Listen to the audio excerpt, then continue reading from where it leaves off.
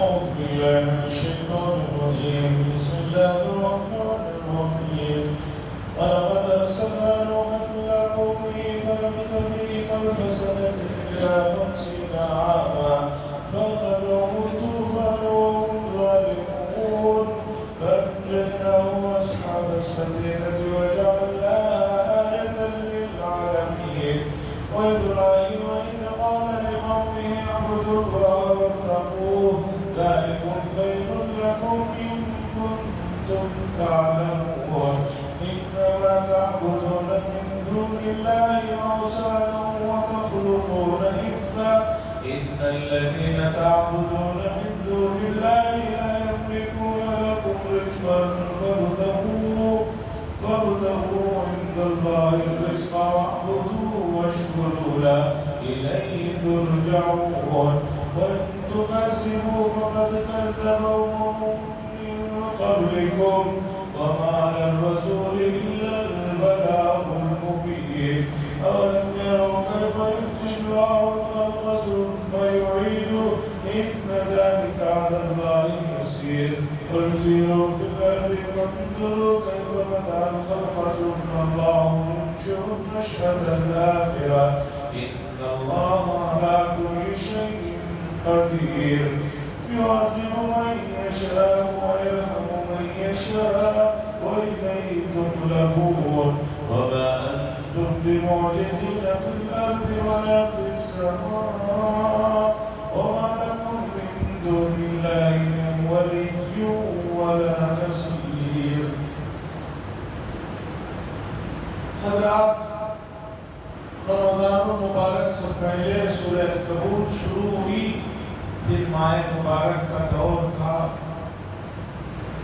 سورہ عنکبوت مکہ المکرمہ کے آخری زمانے میں نازل ہونے والی سورتوں میں سے ایک سورت ہے، اور مکہ المکرمہ کا یہ وہ دور ہے جس میں کفار و مشرکین کی طرف سے ظلم و ستم کی آخری جو حدیں ہو سکتی تھی اسے وہ چھو رہی تھی۔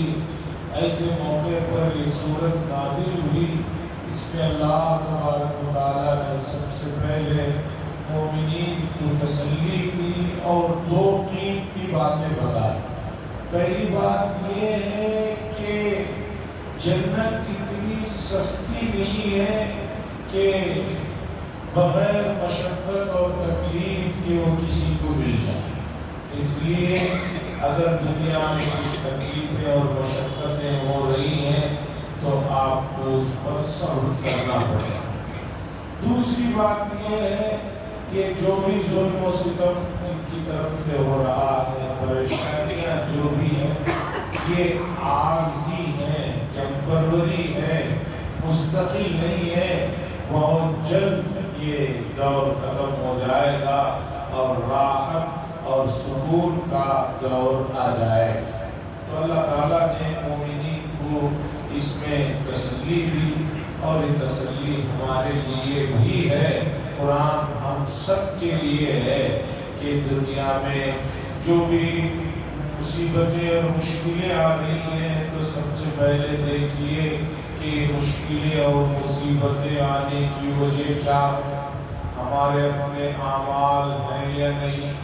اگر اپنے اعمال ہیں تو اعمال کو درست کیجئے، حالات کو درست کیجئے، اور اگر اپنے کچھ اعمال نہیں ہیں، احوال نہیں ہیں، اس کے باوجود بھی مشکلات آ رہے ہیں تو یہ آزمائش ہے۔ تو آزمائش کے موقع پر صبر کرنا اور اس عارضی مرحلے کے انتظار میں رہنا، یہ مومنین کا شیوا ہے۔ اب اللہ تعالیٰ اس صورت میں حضرت نوح علیہ السلام کا واقعہ ذکر فرما رہے ہیں، اور حضرات انبیاء کی تسلی کے لیے حضرت نوح علیہ السلام کی مثال بہت اہم ہے۔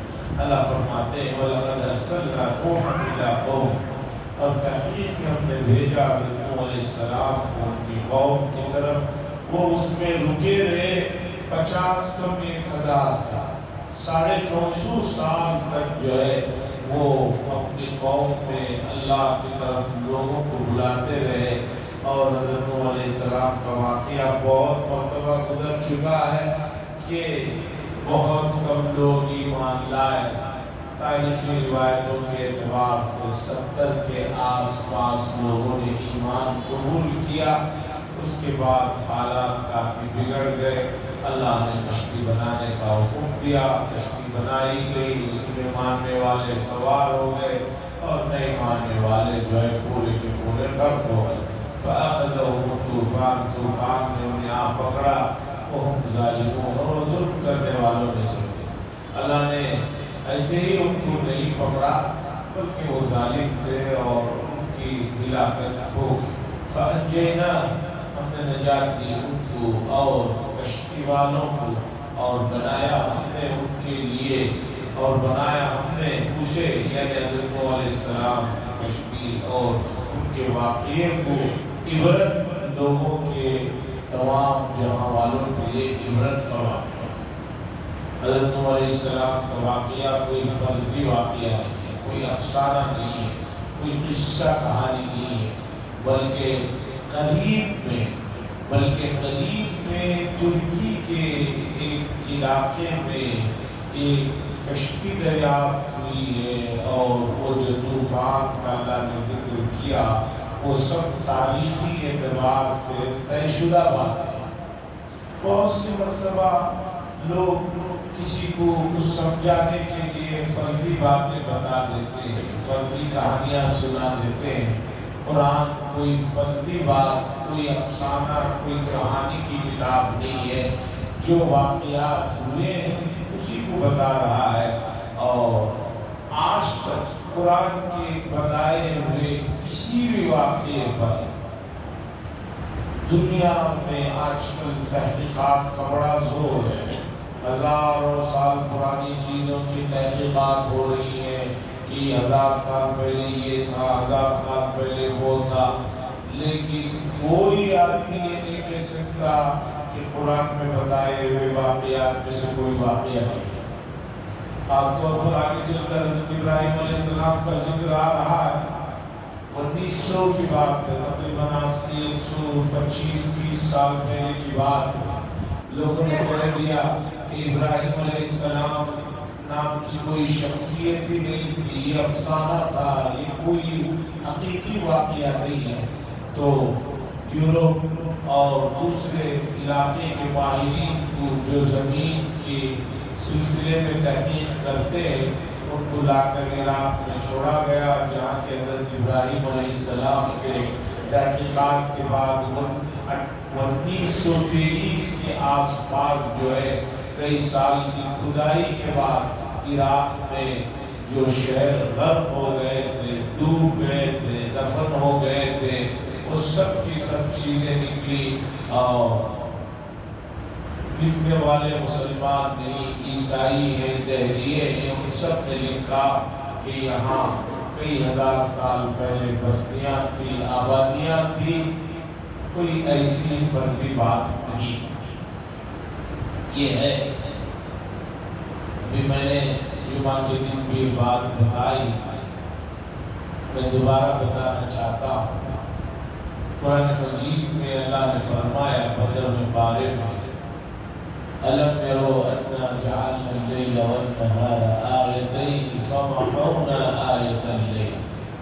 اللہ نے فرمایا ہم نے رات اور دن کو اسی طرح سورج اور چاند کو نشانیاں بنائی، بس ہم نے رات کو مٹا دیا، یعنی چاند کی روشنی کو مٹا دیا۔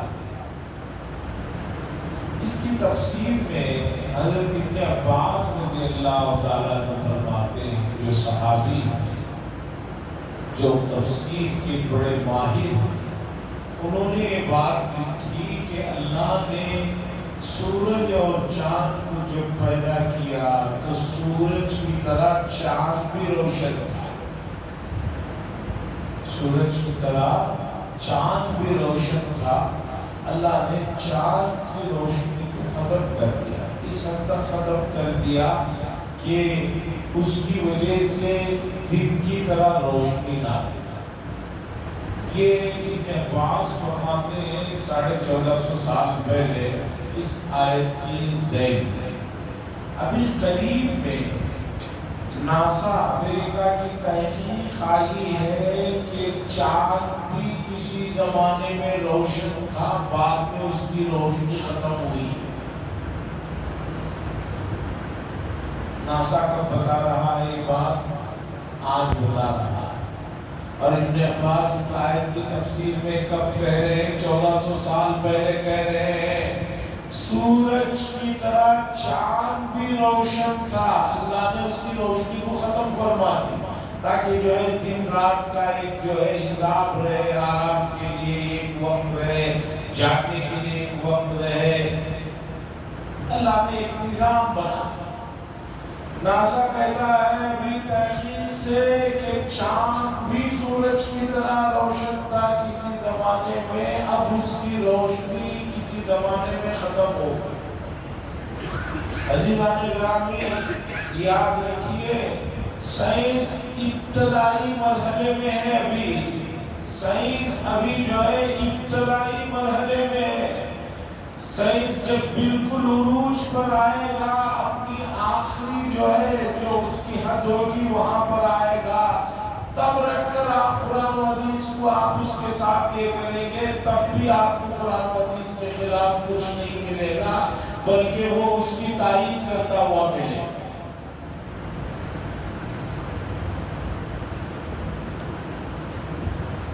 میں نے پہلے بھی یہ بات کبھی بتائی کہ قرآن مجید کا جو بنیادی موضوع ہے رہنمائی، لوگوں کی اصلاح اور ہدایت، یہ اصل ہے۔ اس کے ذمے میں بہت ساری چیزیں خود بخود آ جاتی رہتی ہیں۔ آپ یہاں سے دلی جا رہے ہیں ٹرین کے اندر، آپ کو جانا دلی ہے، لیکن راستے میں آپ کو 10-15 بڑے شہر خود بخود ملتے رہتے ہیں، لیکن آپ ان شہروں میں اتر نہیں جاتے۔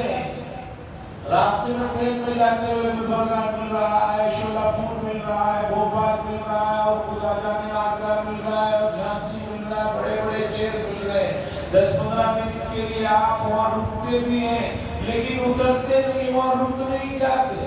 کیوں؟ آپ کی اور اس ٹرین کی منزل مقصود دلی ہے۔ اسی طرح قرآن کا مقصد بندوں کو اللہ کے ساتھ وابستہ کرنا ہے۔ اب اس درمیان میں بہت ساری چیزیں آتی رہتی ہیں، وہ آئیں جائیں، اس سے ہمیں کوئی مقصد نہیں ہے۔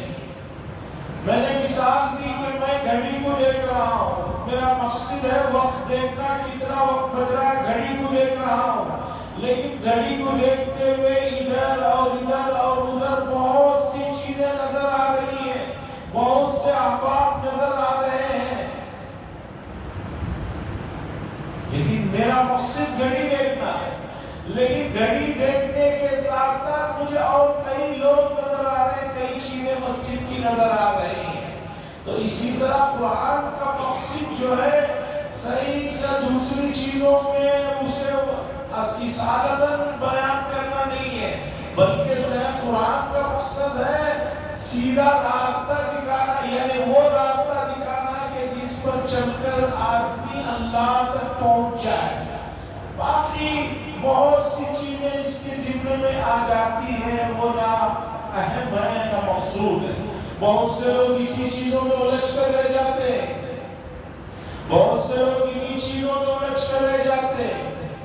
یہی مسئلہ ہے کہ بہت سے لوگ سوال کرتے ہیں، اس کا جواب احادیث میں دیا گیا کہ حضرات انبیاء علیہ السلام جو آئے ہیں وہ دنیا کے کھانے پینے کے، کمانے کے چیزوں کو بتانا ان کا اصل مقصد نہیں ہے۔ اتنی صلاحیت تو اللہ نے ہر انسان میں دی ہے کہ وہ اس سے اپنا جو ہے ذاتی فائدہ اٹھا سکے۔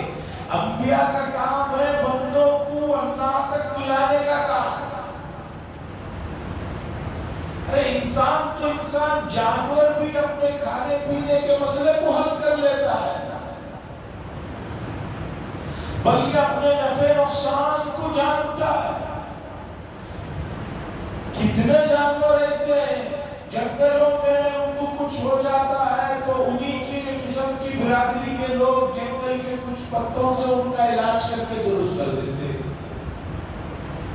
قاری طیب صاحب نے واقعہ لکھا ہے کہ ان کے سسرال کے علاقے میں بندروں کا بڑا ہجوم تھا. بندر بڑا ہنگامہ کرتے تھے، راتوں میں آتے پورے کھانے پینے کی چیزیں غائب کر جاتے. تو لوگ پریشان تھے، تو لوگوں نے مشورہ کیا کہ بھی ان کا کچھ حل کیا جائے. تو ایک دن بہت ہی فوراً اثر کرنے والے زہر کو لیا گیا اور گھروں کے کھانوں میں اسے ڈال کر چھوڑ دیا اور گھروں کو اس لیے کھلا رکھا گیا تاکہ جب وہ آئے تو فوراً کھا کر مر جائے. اور سب لوگ انتظار میں رہے کہ وہ کیا ہوتا ہے، دیکھیں چھپ کر دیکھ رہے. تو بندر آئے، سب سے پہلے تو انہوں نے دیکھا کہ آج گھر بند ہونے کی بجائے کھلے ہوئے. وہیں ان کا شخص نے کہا کچھ مسئلہ ہے. پھر دیکھا کھانے کی چیزیں جو بند رہتی یا تو کھلی کھلی ادھر بھی پڑی ادھر بھی پڑی. قاری طیب صاحب لکھتے ہیں کہ ان میں سے فوراً بندروں میں سے کچھ بندر گئے اور تھوڑی دیر کے بعد ایک بڑے بندر کو لے کر آئے. بڑا انجینئر ان کا آیا آ کر اس نے کھانوں کو دیکھا، سونگا اور سونگنے کے بعد بندروں کو کچھ کہا. تو پھر پورے بندر جنگل میں گئے اور کچھ خاص قسم کے پتے لے کر آئے. اب اس کے بعد جو انہوں نے زہر ملا کر کھانے رکھے ہوئے تھے وہ بھی کھا رہے تھے، ساتھ میں وہ جو پتے توڑ کر لائے تھے وہ بھی کھا رہے. اس کے بعد پھر وہی دوڑتے کودتے ہوئے سب تھا. قاری طیب صاحب نے اپنی آنکھوں دیکھا اور واقعہ لکھا. بتانا یہ ہے کہ حضرات انبیاء علیہ السلام کا مقصد دنیا میں آ کر جو ہے آپ کو یہ چیزوں کو سکھانا نہیں. اس کا علم تو آپ کو اللہ نے فطری طور پر دے رکھا ہے. آپ تھوڑی سی محنت کریں گے اسے آپ حاصل کر لیں گے. ان کا مقصد ہے آپ کو اللہ کی طرف لگانا ہے. اس لیے اس مقصد کو وہ جو ہے پورا کرنے کے لیے آئے رہتے ہیں، باقی یہ چھوٹی موٹی چیزوں کرنے کے لیے نہیں.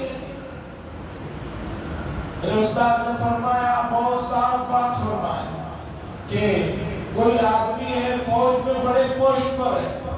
اب کوئی آدمی اس سے پوچھے، اس فوجی آدمی سے پوچھے کیا آپ کو کپڑے سینا آتا ہے؟ اب وہ کہے کہ نہیں آتا. تو اب یہ آدمی کہے کہ بھئی کیسے آپ اتنے بڑے آدمی بنے ہوئے آپ کو کپڑے تک سینا نہیں آتا؟ مجھے بتائیے فوج کے بڑے آفیسر کی ذمہ داری ملک کی حفاظت کرنا ہے یا کپڑے سینے کا سیکھنا ہے، چھوٹی موٹی چیز سیکھنا ہے؟ اسی طرح حضرات انبیاء جو بڑے مقصد کے لیے آئے ہیں اس میں یہ چھوٹی دنیا کی چیزوں کو الجھا کر ان کی شخصیت کے بارے میں اس حساب سے سوچنا صحیح نہیں ہے. وہ ابراہیم اور ابراہیم علیہ السلام انہوں نے کہا ان کی قوم سے اللہ کی عبادت کرو، اسی سے ڈرو، یہ تمہارے لیے بہتر ہے اگر اس بات کو تم جان لو.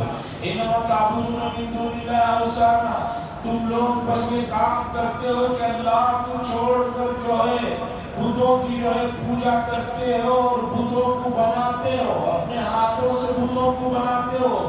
بے شک جو لوگ اللہ کو چھوڑ کر کسی کی جو عبادت کر رہے ہیں وہ تمہارے لیے رزق کے مالک نہیں ہے، وہ تمہیں رزق پہنچانے کا کام نہیں کر سکتے. فَابْتَغُوا عِندَ اللَّهِ الرِّزْقَ، اللہ سے رزق کو تلاش کرو. وَاعْبُدُوهُ، اور اس کی عبادت کرو. وَاشْكُرُوا لَهُ، اور اس کا شکر ادا کرو. إِلَيْهِ تُرْجَعُونَ، تم اسی کی طرف لوٹا کر لے جائے جاؤ گے. وَإِن تُكَذِّبُوا، اور ابراہیم علیہ السلام نے فرمایا اور اگر تم مجھے جھٹلاتے ہو تو تم سے پہلے کے بھی بہت سی امتوں نے اسی روش کو اپنایا تھا کہ وہ انبیاء کو جھٹلاتے تھے. وَمَا عَلَى الرَّسُولِ إِلَّا الْبَلَاغُ الْمُبِينُ، اور رسول کی ذمہ صاف صاف لوگوں تک پہنچا دینا. اب مانو نہ مانو یہ تمہاری ذمہ داری. مانو نہ مانو یہ تمہاری ذمہ داری. اب اللہ تعالیٰ مکے کے لوگ جو ہمیشہ کہتے تھے مرنے کے بعد پھر دوبارہ کیسا زندہ کیا جائے گا, مٹی سے کیسا اٹھایا جائے گا, اللہ فرما رہے ہیں کیا تم نہیں دیکھتے, کیا تم نہیں جانتے اللہ تبارک و تعالیٰ کیسے شروع میں کسی چیز کو پیدا کرتے ہیں. یہ چیز جو نہیں تھی اسے پیدا کی گئی ہے, ثم یعیدہ, تو پھر اسے دوبارہ اسے بنانا کوسا مشکل ہے. ایک تو ایک چیز ہے ہی نہیں, اسے وجود میں لانا اصل مسئلہ. ایک چیز بنی بنائی ہوئی پلاننگ کی ہوئی ہے, اسے دوبارہ اسی طرح بنانا کون سا مشکل ہے. اللہ فرما رہے ہیں کہ اللہ تم کیا نہیں دیکھتے کیسے اللہ تبارک و تعالیٰ شروع میں خلق کو پیدا کرتے ہیں, پھر وہی جو ہے اسے لوٹائیں گے. ان ذالک علی اللہ یسیر, اور یہ بات اللہ کے لیے بہت آسان ہے. یہ بات اللہ کے لیے بہت آسان ہے. ویسے اللہ کے لیے کوئی چیز مشکل نہیں ہے, لیکن جو بات جس سیاق میں چل رہی ہے اس میں کہی جا رہی ہے, کہیں اس کا آپ مفہوم مخالف نہ مراد لے لیں کہ یہ چیز اللہ کے لیے آسان ہے تو دوسری کوئی چیز مشکل ہے. وہ ہمارے لیے ہے کہ بہت سی چیزیں مشکل ہیں. ایک عمر ہونے کے بعد جو چیزیں آسان تھیں وہ مشکل ہو جاتی ہیں. عمر کے گھٹنے بڑھنے کے ساتھ آدمی کے لیے کام آسان مشکل ہونا شروع ہو جاتا ہے. یہ کسی سے مخفی اور پوشیدہ نہیں ہے. ایک آدمی کے لیے روزے آسان تھے, عمر کے ساتھ روزے مشکل ہو جاتے ہیں.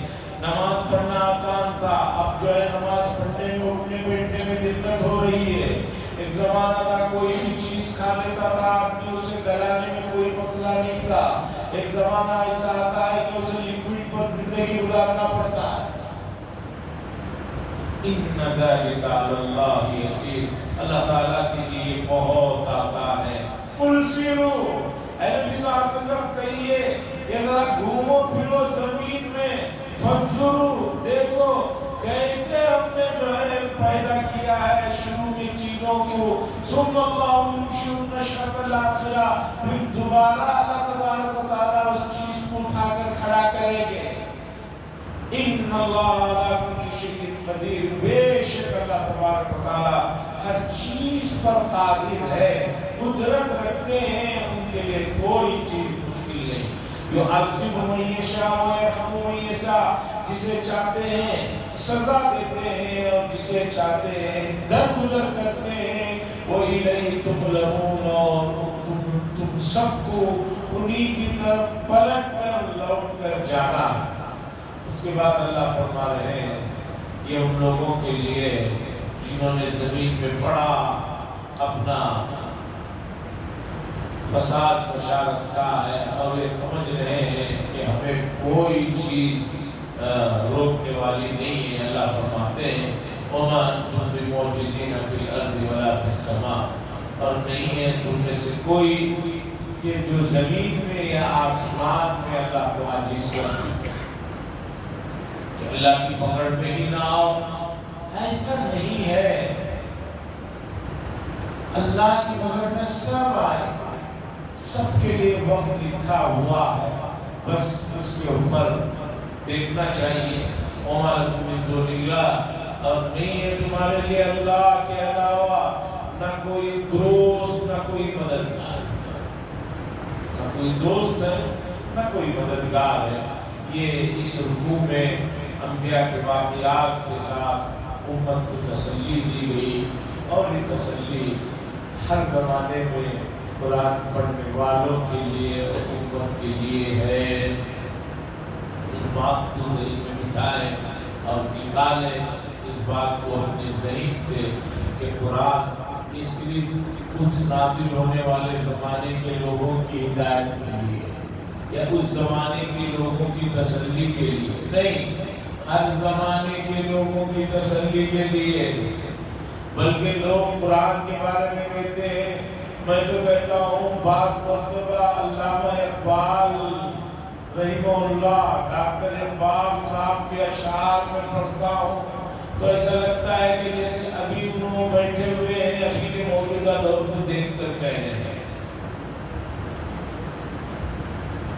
سمجھتا ہے اب وہ دیکھ رہے ہیں بیٹھ کر شہر میں ان کے حالات کو، مسلمانوں کو، اور دیکھ کر جو ہے انہیں افسوس ہو رہا ہے، تو اپنے شعروں کے ذریعے سے لوگوں کو جگا رہے ہیں. بہت سے اشعار اس میں ایسا لگتا ہے کہ بالکل موجودہ زمانے کی عکاسی کر رہے ہیں. تو بہرحال ہمیں ان چیزوں سے سبق حاصل کرنے کی ضرورت ہے، اور مجموعی طور پر امت کو بیدار ہونے کی، مستيقظ ہونے کی، دور اندیشی کی، اور سیاسی سوجھ بوجھ کی، سمجھ کی جو ہے صلاحیتیں جو دبی ہوئی ہیں انہیں بیدار کرنے کی ضرورت ہے، انہیں جگانے کی ضرورت ہے، انہیں تھپ تھپا کر اٹھانے کی ضرورت ہے. جب اللہ تعالیٰ کی وہ مخلوق جو ہم سے کم ظاہری طور پر مقام و مرتبہ رکھتی ہے، وہ اپنے نفع نقصان کو سمجھتی ہے. کوے کے سامنے آپ پتھر کو اٹھائیے ہو جاتا ہے، بلکہ وہ پتھر کیا اٹھائیں گے، آپ جھکیے اس کے سامنے اٹھ جاتا ہے. حالانکہ آپ ماریں گے نہیں ماریں گے یہ کوئی حتمی چیز نہیں ہے، یقینی چیز نہیں ہے، لیکن وہ اپنے نفع نقصان کو سمجھتا ہے. پھر نہیں مارے گا، اگر مار دیا اٹھا کر تو کیا ہوگا؟ جب ایک ادنا مخلوق اپنے نفع نقصان کو سمجھ رہی ہے تو حضرت انسان، اور وہ حضرت انسان جن کے پاس قرآن و حدیث کی عظیم دولت ہے، جن کے پاس ان کا ایک شاندار ماضی ہے، جن کے پاس ان کی ایک لمبی فتوحات کی اور حکومتوں کی ہسٹری ہے، اسے کیا ہو گیا ہے کہ وہ اپنے نفع نقصان کو نہیں سمجھ رہا ہے؟ یہ بہت زیادہ نادانی کی، غفلت کی، افسوس کی صورتحال ہے. یہ اگر نہیں اس سے بیدار ہوئے تو اور اس سے بدتر حالت ہو سکتی ہے. وآخر دعوانا الحمدللہ رب العالمین. لک الحمد والشکر اللہم صل علی سیدنا شفیعنا نبینا حبیبنا مولانا محمد بارک وسلم. اللهم انت السلام ومنك السلام وتبارك ذا الجلال والاكرام. اللهم انا نسالك الهدى والتقى والعفاف والغنى. صلى الله تعالى وسلم على خير خلقه محمد وعلى اله وصحبه اجمعين.